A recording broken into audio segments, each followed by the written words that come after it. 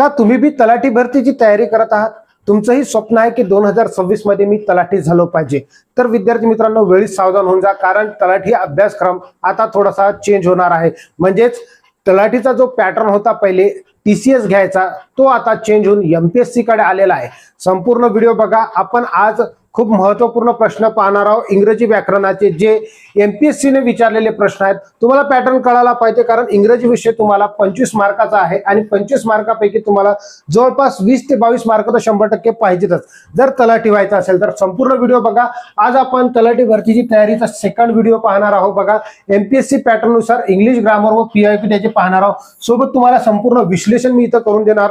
MPSC हेच प्रश्न विचारते, ही गॅरंटी आहे माझी. संपूर्ण पॅटर्न तुम्हाला बघावंच लागणार. जोपर्यंत तुम्ही पॅटर्न बघत नाही कोणत्याही गोष्टीचा, तोपर्यंत तुमचं सिलेक्शन होत नसते. म्हणून पॅटर्न बघणं खूप महत्वाचं आहे. विद्यार्थी मित्रांनो, व्हिडिओ सुरू करण्यापूर्वी जर तुम्ही चॅनलवर नवीन आले असाल तर चॅनलला सबस्क्राईब करून घ्या, कारण तलाठीचा अभ्यास आपण आता याच पॅटर्न नुसार करणार आहोत, MPSC पॅटर्न नुसार. सोबतच बघा, बरेचसे जे पद आहे सरळ सेवेचे आता MPSC कडे गेलेले आहेत, तर त्याही पदांची तयारी आपल्याला करायची असेल तर हा चॅनल तुम्हाला फॉलो करायचा आहे. बघा, तलाठीची बॅच आपण लाईव्ह घेणार आहोत. तलाठी भरतीची तुम्ही तयारी करत असाल 2026 साठी, तर आपण त्या बॅचमध्ये काय शिकणार, तर अंकगणित आणि बुद्धिमत्ता, इंग्रजी व्याकरण आणि शब्दसंग्रह सोबत मराठी व्याकरण त्या बॅचमध्ये तुम्हाला शिकायला मिळणार. चला तर मग लवकरात लवकर ऍप्लिकेशन तुम्हाला डाउनलोड करायची आहे, कारण या बॅचची वैशिष्ट्ये बघा काय आहे. परीक्षा पॅटर्न नुसार आपण शिक्षण शिकवणार आहोत तुम्हाला. त्यानंतर बेसिक टू ॲडव्हान्स संपूर्ण तुमच्या कन्सेप्ट जी आहे ती मी क्लिअर करणार. सोबत तुम्हाला त्या बॅचमध्ये unlimited views, daily doubt session आणि PDF आणि नोट्स सुद्धा मिळणार आहे. म्हणजे तलाठी तुम्हाला जवळपास होण्यासाठी खूप काही मटेरियल या बॅचमध्ये मिळणार आहे. फक्त आणि फक्त 499 रुपयाची ही बॅच आहे. तुम्ही लवकरात लवकर ऍप्लिकेशन डाउनलोड करून घ्या. 6 महिने या बॅचची व्हॅलिडिटी असणार आहे. विद्यार्थी मित्रांनो, बघा, तुम्हाला जर ही ऍप्लिकेशन डाउनलोड करायची असेल तर गुगल प्ले स्टोरवर जाऊन तुम्ही ऍप्लिकेशन डाउनलोड करू शकता. ॲम्बिशन अकॅडमी पुस्तक सर्च करा, किंवा या व्हिडिओच्या डिस्क्रिप्शन बॉक्समध्ये तुम्हाला ऍप्लिकेशनची लिंक दिलेली आहे, टेलिग्रामची लिंक दिलेली आहे. प्रश्नांची PDF पाहिजे असेल तर टेलिग्राम चॅनलला आमच्या जॉईन होऊन जा. बघा, हा नंबर आहे 90 11 37 38 82. कोणताही प्रॉब्लेम आला, एनी टाइम एनिवेअर, तुम्ही काय करायचं आहे परीक्षेसंबंधी, तर मला त्या नंबरवर कॉन्टॅक्ट करू शकता. माझा पर्सनल नंबर आहे, सेव्ह करून घ्या आणि मला मेसेज करा तुमचं नाव, मी तुमचा नंबर सेव्ह करून घेतो. चला तर मग आपण पहिला प्रश्न पाहू. पहिलाचा प्रश्न तुमच्या स्क्रीनवर आहे. काय म्हटलेला आहे, ईच ऑफ द कॅन्डिडेट्स, म्हणजे प्रत्येक कॅन्डिडेट्स म्हणा लागलो, to fill out the registration form. बघा, प्रत्येक विद्यार्थ्यांनी इथं काय केलेले आहे, रजिस्ट्रेशन फॉर्म भरलेला आहे. तर इथं येणारी क्रियापद कशी वापरायला पाहिजे. बघा, each of the, either of the, neither of the. Each, either आणि neither. Okay, each, either, neither हे जे आहे डिस्ट्रीब्युटिव्ह प्रोनाउन आहेत. आणि याच्यासोबत बघा, नेहमी एकवचनी क्रियापद वापरतो. एक वचनी क्रियापद, एकवचनी क्रियापद आपण वापरत असतो. सोबत याच्यासोबत जर ऑफ द दिलं असेल, ऑफ द दिलं असेल, तर बघा, इथलं नाव येणारं अनेक वचनी नाव राहते. अनेक वचनी नाम आणि क्रियापद आपल्याला वापरावं लागते एक वचनी, एक वचनी क्रियापद. म्हणजे इथं आपल्याला वर्ब कोणती वापरायची आहे. तर बघा, इच ऑफ द दिलेला आहे, येणार नाव कॅन्डिडेट्स अनेक वचनी आहोत, म्हणजे हा नियम लागत आहे. बघा, याच्यात 2 नियम आहे. हे नेहमी एकवचनीच असतात, परंतु याच्यासोबत ऑफ द दिलं तरीही आपल्याला काय अनेक वचनी नाव असेल याच्यानंतर.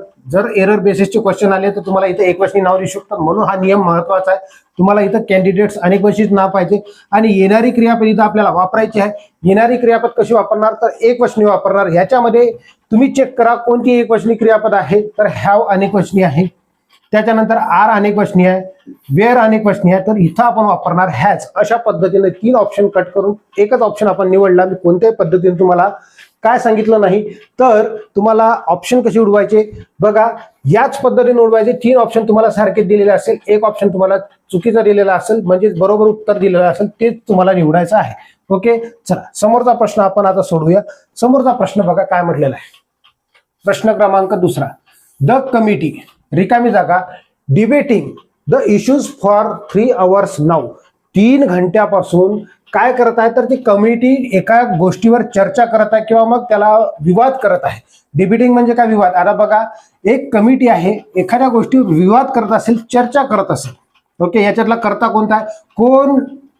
कोण करायला लागलं डिबेट? तर डिबेट करायला लागलं द कमिटी. ती संपूर्ण कर्ता आहे. कर्ता हे बघा, कर्ता हे कोणतं नाव आहे? हे समूहवाचक नाम. समूहवाचक नाम. समूहवाचक नामात बघा, भिन्नता असेल तर येणारी क्रियापद अनेक वचनी घ्यायची. येणारी क्रियापद कशी घ्यायची? अनेक वचनी वर्ब घ्यायची. ओके, आणि याच्यामध्ये एक वाक्यता असेल, एकता किंवा एक वाक्यता असेल तर एक वचनी क्रियापद वापरायचं, एक वचनी वर्ब वापरायची. बस एवढा लक्षात ठेवायचं. आता हे एकवचनी बी राहतात, अनेक वचनी बी राहतात. ज्यावेळेस एखादा निर्णय घेत असते, जर समजा ज्युरी म्हटल्यावर काय तर जज लोकांचा बेंच. ओके, त्याला आपण ज्युरी म्हणत असतो. किंवा मग एखादी कमिटी म्हटलं, समजलं, किंवा मग एखादी असेंब्ली म्हटलं आपण, तर हे कलेक्टिव्ह नाऊन आहेत. आणि हे कलेक्टिव्ह नाऊन असल्यामुळं जर याच्यामध्ये डिबेट होत असेल, म्हणजेच काय, वादविवाद होत असेल, 3 घंट्यापासून वादविवाद चालू आहे, म्हणजे यांच्यात एकतही मतभिन्नता नाही, एकता नाही आहे, मग अशा वेळेस कोणती क्रियापद वापरायला पाहिजे आपण? तर अशा वेळेस बघा, एकता नसल्यामुळे आपण इथं भिन्नता आहे, भिन्नता असल्यामुळे अनेक वचनी क्रियापद इथं आपल्याला वापरायचे. मग बघा, इज अनेक वचनी आहे, एक वचनी आहे, सॉरी. इज हे, एक मिनिट तुम्हाला समजण्यासाठी, इज हे एक वचनी आहे, हॅज हे एक वचनी आहे, वॉज हे एक वचनी आहे. आर आपल्या प्रश्नाचं उत्तर असेल ऑप्शन क्रमांक बी. म्हणजे the committee are debating the issues for 3 hours now. अशा पद्धतीने या प्रश्नाला सोडवू शकतो. हे एमपीएससीने विचारलेले प्रश्न आहेत विद्यार्थी मित्रांनो, म्हणून संपूर्ण व्हिडिओ तुम्हाला बघायचा आहे आणि आपल्या मित्र परिवाराला शेअर करायचा. जोही तलाठीची तयारी करत असाल, जोही एमपीएससी पॅटर्नची तयारी करत असेल किंवा मग सरळ सेवेची तयारी करत असेल, त्याला ही लिंक शेअर करायची आहे. बघा, which of the following is grammatically correct आणि काय म्हटलं, इंट्रागेटिव्ह सेंटेन्स. बघा, यात आपल्याला 4 ऑप्शन दिलेले आहे इंट्रागेटिव्ह सेंटेन्सचे, आणि हे 4 ऑप्शन दिलेले आहेत. तर आपल्याला याच्या वाक्याची रचना आपल्याला ओळखायची. बघा, कधीही वाक्याची रचना सुरू झाली, जर WH ने वाक्याची सुरुवात होत असेल, WH वर्ड म्हणतो आपण त्याला. ओके, त्याच्यानंतर येईल हेल्पिंग वर्ब, त्याच्यानंतर येईल सब्जेक्ट, त्याच्यानंतर येईल मेन वर्ब, आणि त्याच्यानंतर येईल ऑब्जेक्ट, त्याच्यासमोर वाक्य कंटिन्यू म्हणजेच कॉम्प्लिमेंट येईल. ओके, तर हे जे आहे या पद्धतीने वाक्याची रचना असली पाहिजे. आता वाक्याची रचना आपल्याला पाहायची आहे. बघा, इथं व्हायने सुरू व्हायला लागली, व्हायने सुरू व्हायला लागली, व्हायने सुरू व्हायला, डीट नसेल, उडून टाकला आपण. ओके, मग याच्यानंतर आपल्याला काय पाहिजे? हेल्पिंग वर्ब पाहिजे. वाय नंतर WH वर्ड नंतर आपल्याला काय पाहिजे? Helping verb. पण इथं हेल्पिंग वर्ब बघा, इथं नाही दिलेला आहे, इथं दिलेला आहे. हा सब्जेक्ट आहे, हा सब्जेक्ट आहे. ओके, हे कटलं, म्हणजे हेही नाही आपलं उत्तर, हेही नाही आपलं उत्तर. मग उत्तर कोणतं येईल? बघा बरं, किती सिंपल पद्धतीने आपण या प्रश्नाला सोडवतो. Why didn't you call me yesterday? तू मला यस्टरडेला का नाही बोलवलं? अशा पद्धतीने या प्रश्नाचं उत्तर सहज आपण सोडू शकतो. आपल्याला फॉर्म माहीत असली पाहिजे. आणि अशा पद्धतीची इंग्लिश जर तुम्हाला शिकायची असेल तर ऑनलाईन आणि ऑफलाईन दोन्ही पद्धतीच्या बॅचेस आहेत आपल्याजवळ. ओके, तर तुम्ही काय करू शकता, तर त्या दिलेल्या नंबरवर तुम्ही कॉन्टॅक्ट करू शकता. वनरक्षकची लेखी प्लस फिजिकलची ही बॅच आपल्याजवळ सुरू आहे, जर तुम्हाला तयारी करायची असेल तर. बघा, वाक्याची सुरुवात इफने व्हायला लागली, हा कंडिशनल सेंटेन्स आहे. इफ आय, रिकामी जागा, जे बी दिलेलं असेल, would accept the job offer immediately. बघा, आता हे इफने वाक्याची सुरुवात झाली, तर हे कोणतं सेंटेन्स आहे? हे आहे conditional sentence. Conditional sentence, conditional sentence असल्यामुळं बघा, येणारे इफ नंतर जे बी वाक्य येईल, आपण आय सोबत नेहमी काय वापरतो? आय सोबत आपण जर भूतकाळाची गोष्ट केली तर वॉज वापरत असतो. ओके, परंतु कंडिशनल सेंटेन्समध्ये आपण आय सोबत वॉज नाही वापरत. तर हे लक्षात ठेवायचं, नेहमी आय सोबत आपण काय वापरणार? तर आय सोबत वेअर वापरायचं आहे. मग आय वेअर वापरायचं आहे, म्हणजे जर मी तू असतो, कंडिशन ठेवा लागलो, जर मी तुझ्या जागेवर असतो किंवा मी तू असतो तर मी ती जॉब एक्सेप्ट केली असतील लवकरात लवकर, इमिडिएटली. ओके, तर बघा, इथं काय येईल? ऍम येणार नाही, वॉज येणार नाही, विल बी येणार नाही, काय येईल? वेअर येईल. अशा पद्धतीनं आय सोबत आपण नेहमी कंडिशनल सेंटेन्स मध्ये वाक्याची सुरुवात इफने होत असेल, आय दिलेला असेल तर डायरेक्टली वेअर वापरायचा. आपल्याला सहज आपण या प्रश्नाला सोडवू शकतो. समोरचा प्रश्न बघा. बघा, 5वा प्रश्न काय म्हटलेला आहे? पाचवा प्रश्न बघा काय म्हटलेला आहे. द न्यूज रिकामी जागा spreading like wild fair across the town. बघा आता न्यूज काय झालेली आहे, स्प्रेड झालेली आहे एकदम खूप वेगाने. ओके, वेगाने ती म्हणजेच शहरामध्ये फैललेली आहे. आता द न्यूज कोण फैललं तर न्यूज फैलली. याच्यातला करता काय आहे, हा आहे सब्जेक्ट. द न्यूज काय आहे, सब्जेक्ट. सब्जेक्ट एक वचनी असेल तर येणारी क्रियापद सुद्धा आपल्याला एक वचनी पाहिजे. आता न्यूज हे गोष्ट केली, न्यूज लगेज. ओके, त्याच्यानंतर जर मी म्हटलं न्यूज लगेज इन्फॉर्मेशन असे जे शब्द राहतात हे जे आहे एक वचनी राहते. ओके, आणि येणारी क्रियापद आपल्याला एक वचनीच वापरायची आहे. मग इथं आर नाही वापरणार आपण, वेअर नाही वापरणार, हॅव नाही वापरणार, कारण हे अनेक वचनी आहे. इज वापरणार. सहज आपण या प्रश्नाला सोडवू शकतो. बघा तुम्हाला हा व्हिडिओ आवडत असेल विद्यार्थी मित्रांनो तर व्हिडिओला लाईक करा. जर चॅनलवर नवीन आले असेल तर चॅनलला सबस्क्राईब करा, कारण आणखी बरेचसे प्रश्न आहे तुम्हाला समजणं महत्वाचं आहे. एकदा तुम्ही पाहून घेतलं आणि नंतर तुम्ही पाहिलं शोधलं तरी भेटणार नाही, म्हणून तुम्हाला हे सबस्क्राईब करायचं आहे चॅनलला. आणि डेली लेक्चर बघायचे. डेली लेक्चर बघा, कन्सिस्टन्सी ठेवा. जो व्यक्ती कन्सिस्टन्सी ठेवील, जो व्यक्ती बी कन्सिस्टंट राहणार त्याचा रिझल्ट यावर्षी निघणार आहे. आता लग्न सराई चालू आहे तर बघा तुम्हाला कसं तयारी करायची आहे ते बघा. वाक्याची सुरुवात आयदर आणि ऑरने व्हावी लागली. हे जे आहे कंजंक्शन आहेत. हे काय आहे, कंजंक्शन. कंजंक्शन्स असल्यामुळं बघा, हे कंजंक्शन्स असल्यामुळं आपल्याला either or, neither nor, not only but also. बघा either or, neither nor, okay, not only but also, हे जे आहे याने जर वाक्याची सुरुवात होत असेल म्हणजेच हे कंजंक्शन जर वाक्यात वापरली तर दुसऱ्या कर्त्यानुसार आपल्याला इथं क्रियापद वापरायचे. दुसऱ्या कर्त्यानुसार. कोणत्या, दुसऱ्या कर्त्यानुसार वर्ब घेणे. दुसऱ्या कर्त्यानुसार आपल्याला वर्ब घ्यायचे इथं. मग दुसरा कर्ता कोणता आहे बघा, हा एक कर्ता झाला माय फादर, माय ब्रदर्स अनेक वचनी झाला दुसरा कर्ता. मग येणारी क्रियापद बघा, ब्रदर्स अनेक झाले म्हणून इथे येणारी क्रियापद दुसऱ्या कर्त्यानुसार आपण वापरणार आहोत, माय ब्रदर्स. मग हे जे आहे येणारं वाक्य जे बी आपण क्रियापद वापरणार ते अनेक वचनी वापरणार. इज एक वचनी आहे, वॉज एक वचनी आहे, हॅज एक वचनी आहे.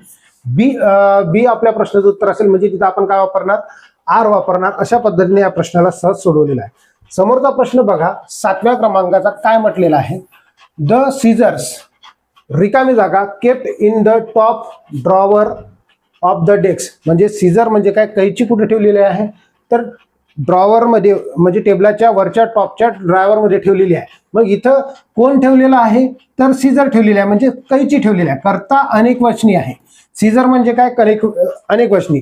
बघा कैची 2 भागानं बनते, पॅन्ट आपली 2 भागानं बनते, सनग्लासेस आपले 2 भागानं बनते, चप्पल आपली 2 भागानं बनते, शूज आपले 2 भागानं बनते. ओके, मग हे जे आहे सर्वनाम, शूज आलं, स्पेक्टॅकल्स आलं, गॉगल्स आलं, हे जे नाव आहे किंवा पॅन्ट आलं, ट्राउझर्स आले, आहे की नाही, हे जे आहे अनेक वचनी नाव असल्यामुळं येणारी क्रियापद सुद्धा आपल्याला अनेक वचनीच घ्यायची आहे इथं. मग बघा याच्यामध्ये अनेक वचनी क्रियापद कोणती आहे तर इज नाही, वॉज नाही, हॅज नाही, इथं आहे आर. ओके, आर आहे तर हे अनेक वचनी आहे. जर बघा मी असं म्हटलं, okay, a pair of scissor. बघा अ पियर ऑफ सीझर, मला एक जोडी सीझर. इथे येणारी क्रियापद का वापरणार बघा, इथं असं जर दिलं अ पियर ऑफ, एखाद्या पियरची गोष्ट केली, एका जोडीची गोष्ट केली तर इथून आपल्याला क्रियापद यानुसार वापरावे लागते. म्हणजे अ पियर, एका जोडीची गोष्ट करायला लागलो, म्हणजे याचा अर्थ ते एक पियरची गोष्ट करायला लागलो, एक जोडी. म्हणून येणारी क्रियापद जर असं जर दिलं असतं तर एक वचनी क्रियापद आपण वापरली असती, परंतु इथं अनेक वचनी आहेत सीझर्स, म्हणून हे इथं आपण येणारी क्रियापद अनेक वचनी वापरलेली आहे. समोरचा प्रश्न बघा काय म्हटलेला 8व्या क्रमांकाचा. बघा इमिडिएटली म्हणजे identify the correct use of modifier. इथं आपल्याला करेक्ट यूज पाहायचा आहे मॉडिफायरचं. बघा काय म्हटलेला, व्हाईलने वाक्याची सुरुवात व्हायला लागली कुठं, walking down the streets were beautiful. चला ठीक आहे. व्हाईल वॉकिंग डाऊन, ज्यावेळेस मी वॉक करत होतो स्ट्रीटवर. ओके चला अजून, the streets looked beautiful, trees look beautiful. Okay चला, while walking down the street I saw beautiful trees, लक्षात घ्या. त्यानंतर काय म्हटलेलं आहे, लुकिंग ब्युटिफुल आय सॉ. इथं बघा, ज्या वेळेस आपण ING वापरणार, दोन वाक्य आपल्याला जोडायचे. ओके, एक वाक्य आपल्याला व्हाईलने जोडायचं आहे. ओके, येणारं वाक्य मग INGचं असलं पाहिजे, म्हणजेच हा पास्ट कंटिन्युअसचं असलं पाहिजे, पास्ट कंटिन्युअसचं. ओके, किंवा मग पास्ट सिंपल पास्टचं असलं तरी चालते, परंतु बघा पहिलं जे आहे व्हाईलने जोडणारं पास्ट कंटिन्युअसचं पाहिजे आणि येणारं वाक्य जे आहे सिंपल पास्टचं पाहिजे, सिंपल पास्ट.